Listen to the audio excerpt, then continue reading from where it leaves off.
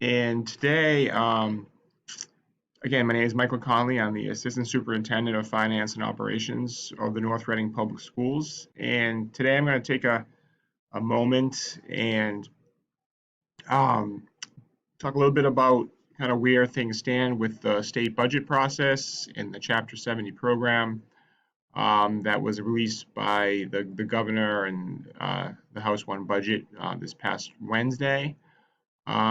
And I also plan on discussing um, our North Reading budget calendar and key dates, as well as how you can access kind of key budget information. So these are kind of the four topics I plan to address and cover during the presentation today. So here is North Reading's budget calendar. We are working on putting together the FY22 preliminary budget recommendation to the school committee. We hope to be finalizing that over the next couple of weeks, and that will be publicly presented on Thursday, March 4th. We will then do a budget webinar, as we normally do, on Friday, March 26th. We will have our public hearing on Monday, April 12th at 6:30 in the Distance Learning Lab here at the middle school and the high school. We will continue to have budget workshops with the school committee along the way. The school committee is due to vote the budget on on May 3rd, and then we will present the budget to the finance committee, and town meeting is scheduled on June 14th.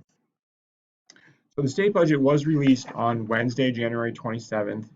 We got our first look at what the state budget would look like for fiscal year 22. Their budget includes increases to the Chapter 70 aid by about 197.7 million. So there was some increases to Chapter 70. There was some increases to unrestricted government local aid by about 39.5 million. They increased the charter school reimbursement program by about 26.1 million.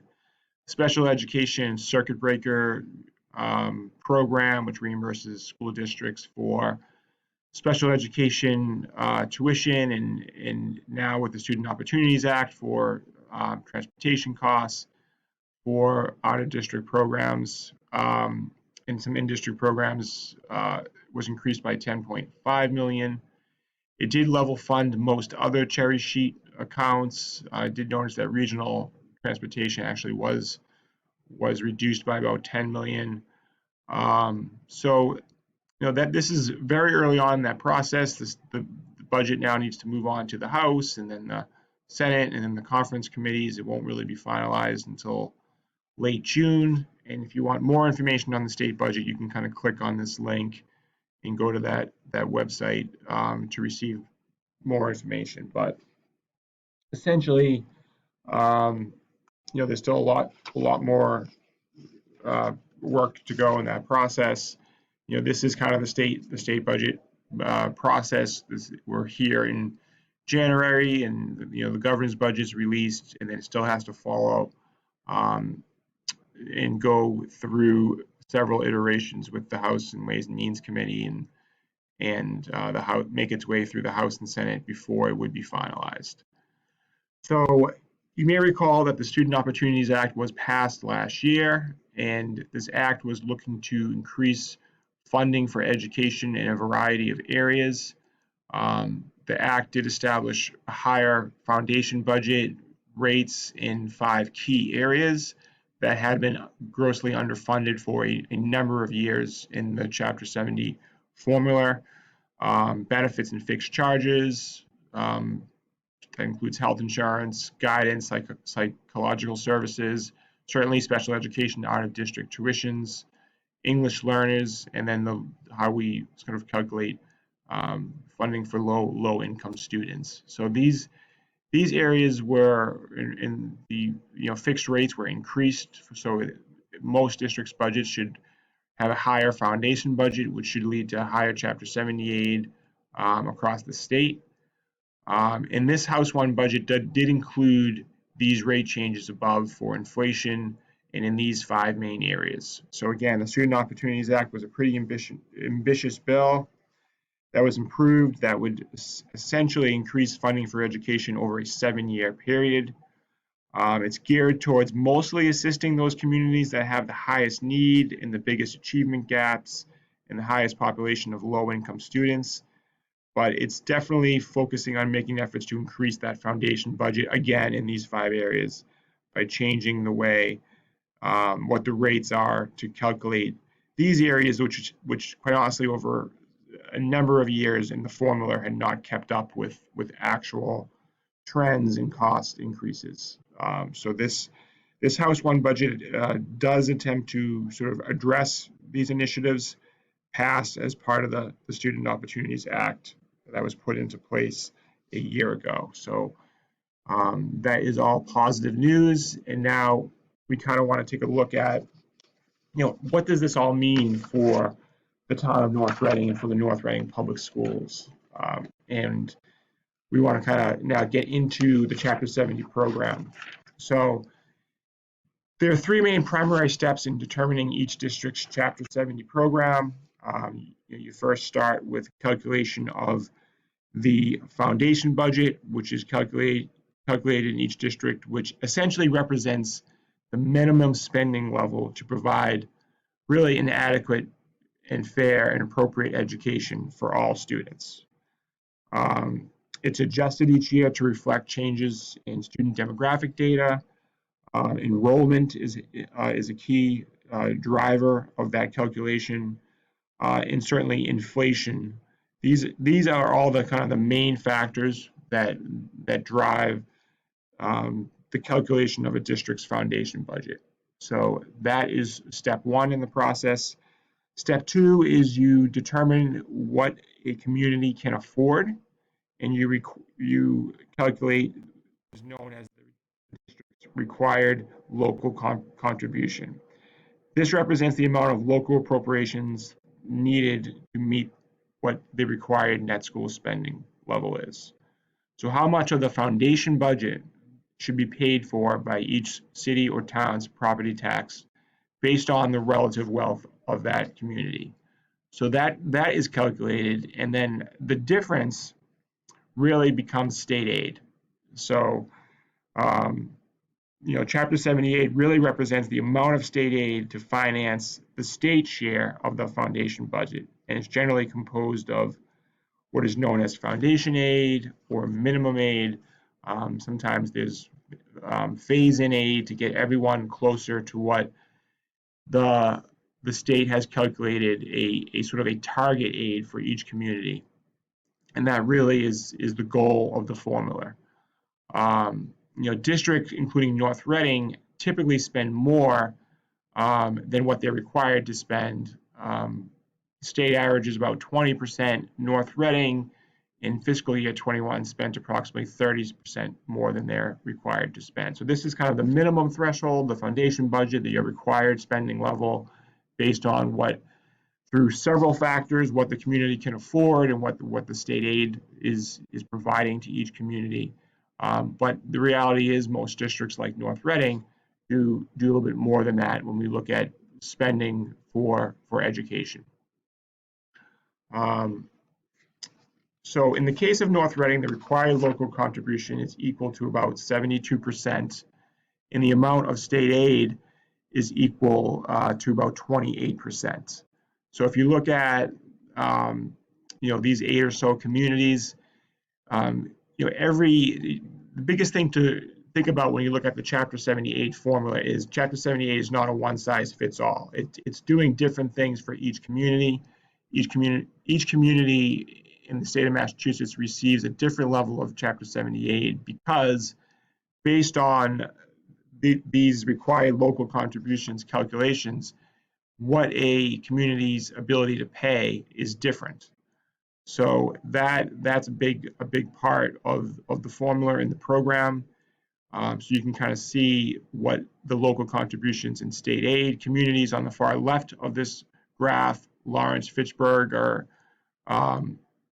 calculation of what those communities can afford is lower, so their state aid is greater. As you move to the right, that local contribution calculation is far greater, so state aid gets less. The Chapter 70 program put in a minimum target of communities that are considered kind of more affluent and have the ability to pay more of 17.5% for state aid and 82.5% of your required contribution. And communities on the far right here, like North Reading, Stoneham, Westwood, they are minimum aid communities or 17.5% targets.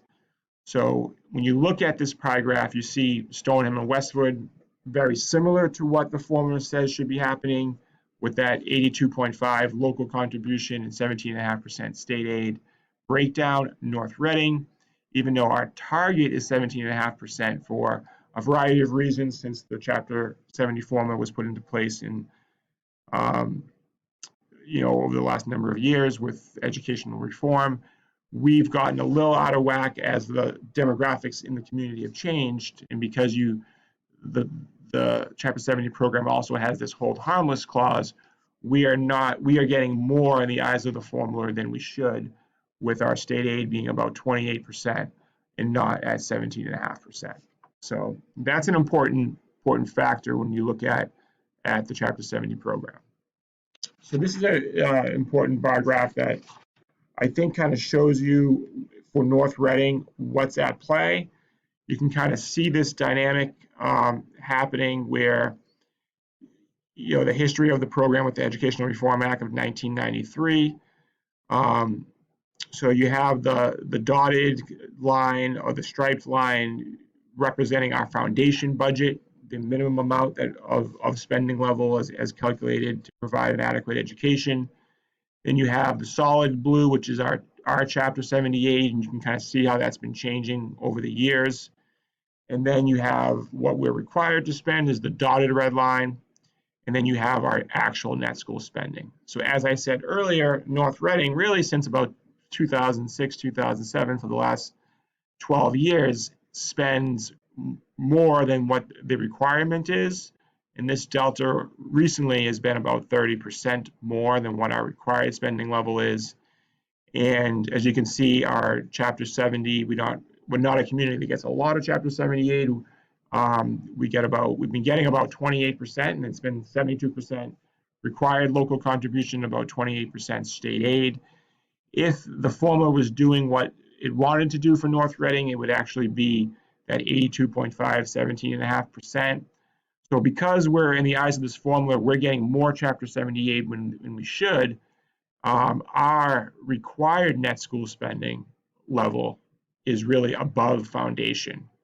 If we were at foundation or at our target, this dotted line would equal the striped bar graph here. But because we're getting more aid than we should, our required net school spending is greater than foundation budget. So as you can look back through this formula, it looks like around fiscal 10, fiscal 11, we were right at our target from what the formula wanted us to be doing. And then from there, we sort of became a minimum aid community where our aid became 17.5%. So there must have been some demographic changes in the community with what our ability of what the community could afford based on the Chapter 70 calculation. So that's when things got a little out of whack, and because of the hold harmless clause, our aid stayed at around 28%, even though our target was 17.5%. That's kind of what's been happening in North Reading. So when you get into the numbers now, and for comparison from fiscal 22 to fiscal 21, you can see what the changes are. So again, here's our foundation enrollment, which is a big driver. So our foundation budget is actually less than last year. And you may ask, why is that? And I think the biggest driver of that is the dip in foundation enrollment. So all of the students that North Reading is financially responsible for doesn't necessarily mean that's our October 1 enrollment. In district enrollment, there's other factors that play in to that calculation of your foundation enrollment. But because enrollment's been going down overall, I think that's driving the dip in the foundation budget for fiscal 22. We then calculate our required district contribution. And again, the delta should be Chapter 70 state aid. So because we are about 12% higher than our target, or 11.5% higher than our target,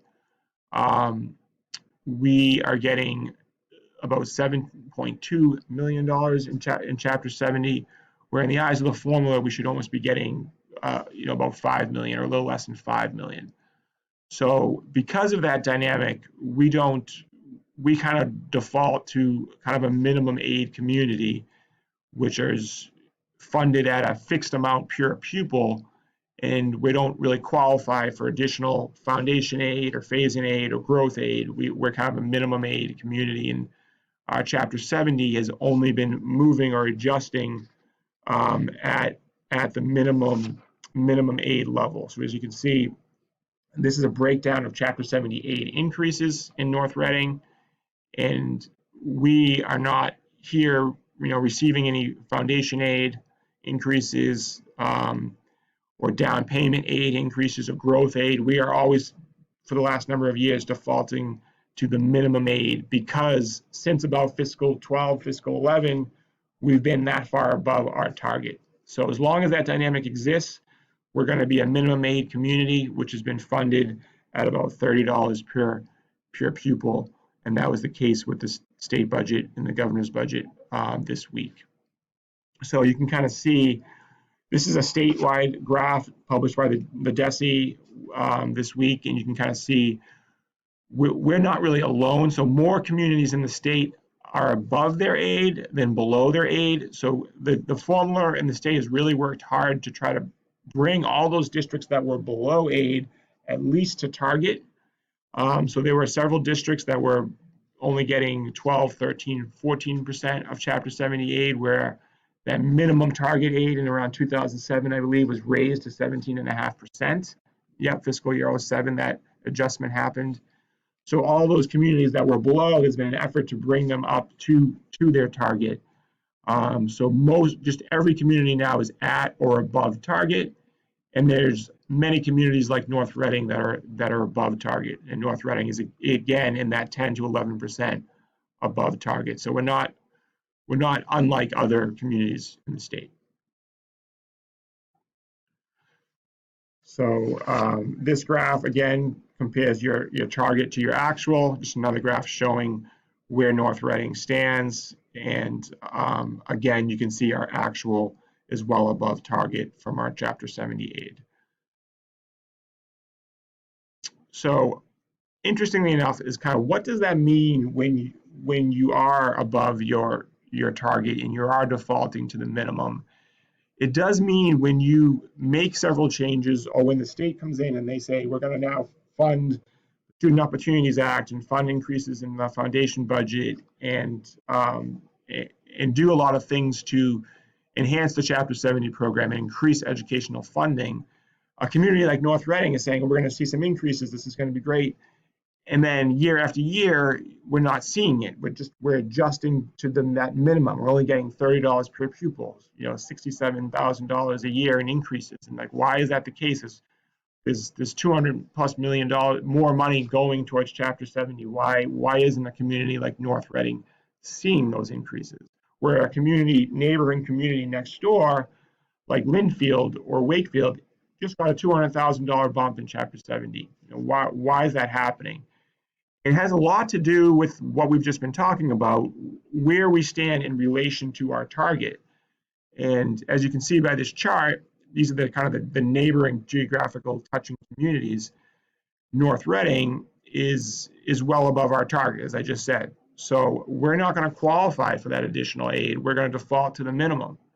We're a community that's at their target, as you can see, Wakefield, which is the purple chart, Linfield, a little bit above target, but not too much. The red, they're bound to see some of those increases because they're at target. In North Reading's case, they're going to say, oh, North Reading is already getting $2 million, $3 million more than they should, so they're not due any additional aid by these Chapter 70 program changes. They default to the minimum. And that's the same case. We've had this full day kindergarten discussion in this effort to try to bring universal full day kindergarten to North Reading. We would love to do it. Some of the neighboring communities have been able to do it, Wakefield, Linfield.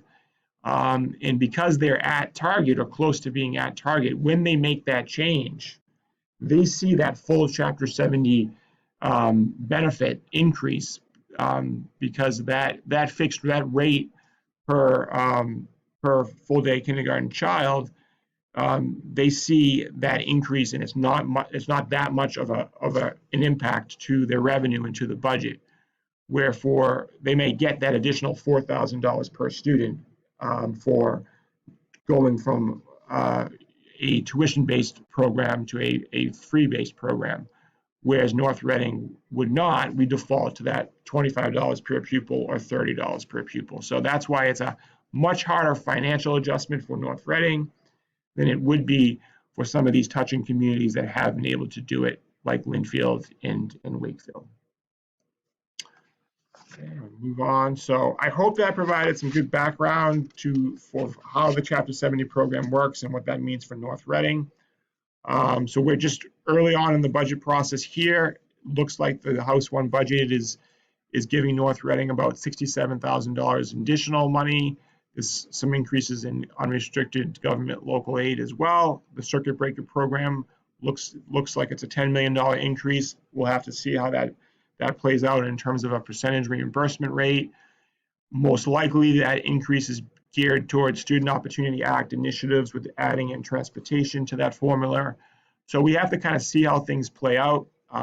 We're at the beginning of the process, both at the state level and locally at our level, as we work towards June town meeting. So you can follow the budget process by going to these links. We have posted our 5-year capital, and I'll be posting some budget videos like this along the way and posting them on my Twitter account at NRPS Finance.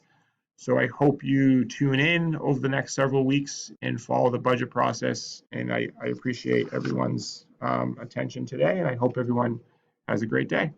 Great. Thank you.